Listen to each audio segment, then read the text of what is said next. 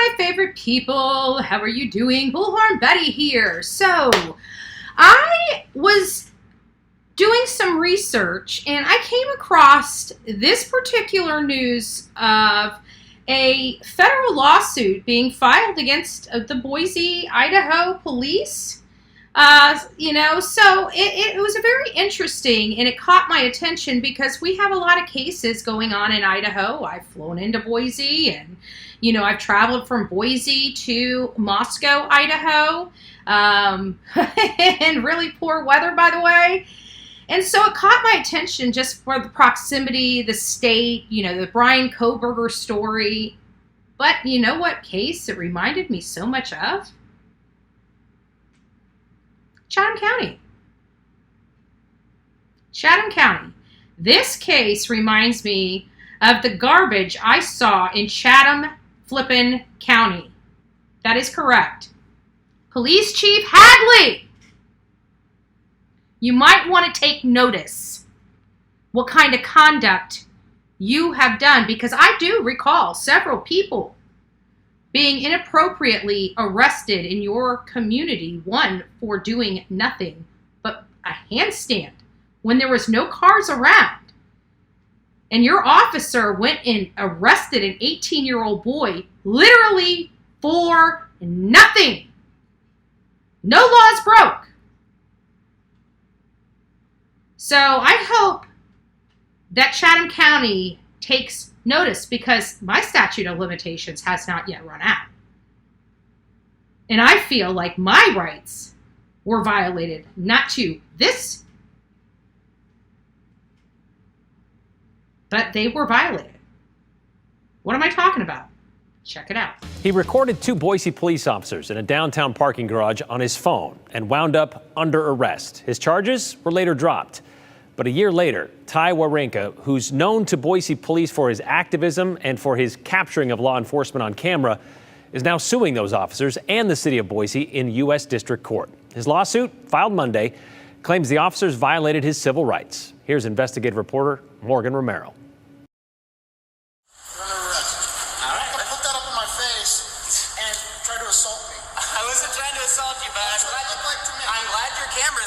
Around 3 a.m. on June 11th, 2022, Boise police body camera video shows officers arresting Ty Wawrinka in a parking garage on Capitol in Maine. So what are you arresting me for? They claimed he obstructed Corporal Denny Carter from doing his job. Wawrinka was charged with resisting and obstructing and booked into jail. What was I obstructing? My investigation. How is I obstructing your investigation? Can you try to block my view? Block your view from what? My face? Camera? I'm trying to have a conversation with you. Carter and another officer, Avery Westendorf, were there to respond to a car accident at the pay station. Wawrinka was leaving work and driving out of the garage at the time. A parking garage employee asked him to move along.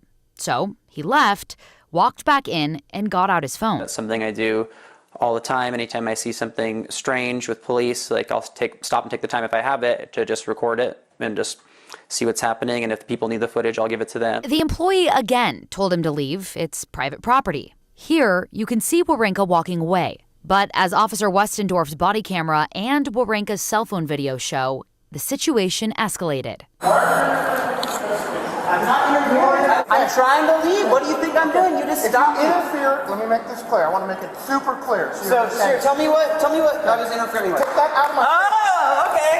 Well, I'm not resisting. You're going to arrest. I'm not resisting. When I reached down to grab it, he shoved me in the neck and grabbed my arm and pushed me up against the wall and started putting cuffs on me and told me I was under arrest for obstruction.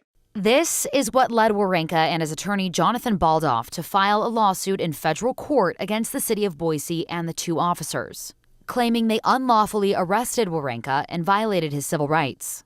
This complaint says officers arrested and searched him without probable cause, used excessive and unreasonable force during the arrest, and caused him serious physical injuries. People a lot of times say this isn't Boise, this doesn't happen here or whatever. It's like, well, I think this case is a prime example of one of many that this sort of stuff does happen here. His suit also claims BPD and the city attorney's office have a pattern of acting indifferently to the constitutional rights of Boiseans and people visiting.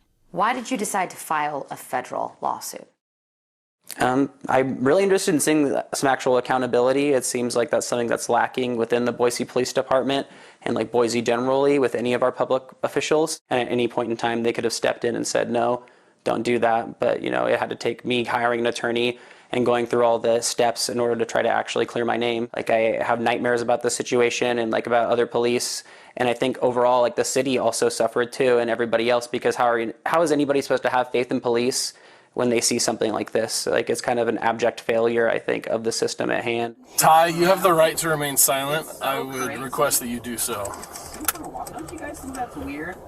How police just feel the need to shove people around and hurt them just because they... One might say, in watching this story and reading it on social media, well, did he show up to the situation to agitate it? Did he get in the officer's face to then escalate the situation himself? What would you say to that? I think that's a great question, and then if you look at the footage, you'll see that that's not what happened at all. He actually approached me.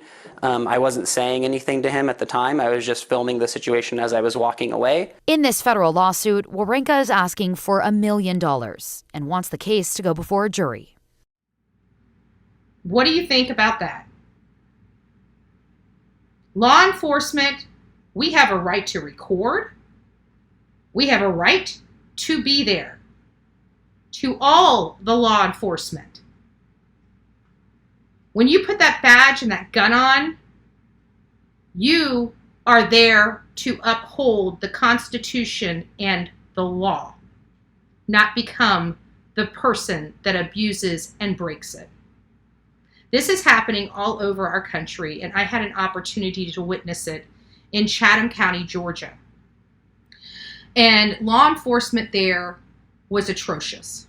What I witnessed was disgusting. And I hope those that are affected by their conduct don't go to local attorneys. Go to ones that are going to take it to the federal courts. There are several people out there that I saw their rights being violated, including my own. And I hope to God that they stand up and speak up. God bless you. Don't forget to be fearless. If you see something, say something. An ounce of prevention is worth a pound of cure. Good day.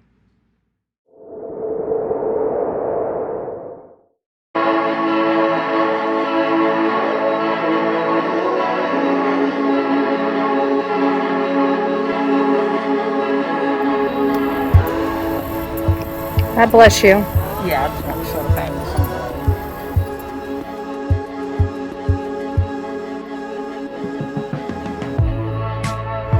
She's in this house still.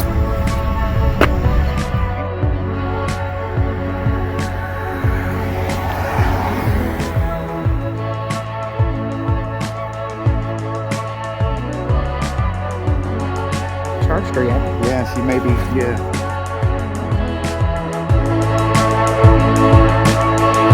Leilani was responsible. So from out the gate with this case, not only did law enforcement know, not only did we the people know, but even her own family knew.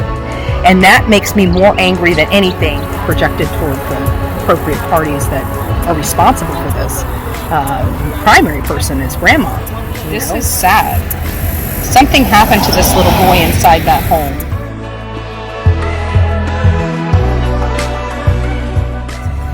They were out here for about 45 minutes from what the news reporters were telling me, so they've already called it off for the day. I think they're looking.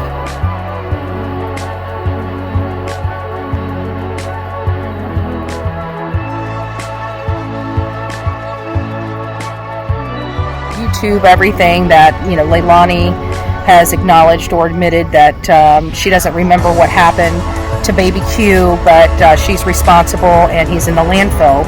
I got a problem with that statement. I got a big problem with her saying she didn't remember, doesn't know. If she didn't remember, why did she wait until the trash was picked up before she called law enforcement to report her son missing?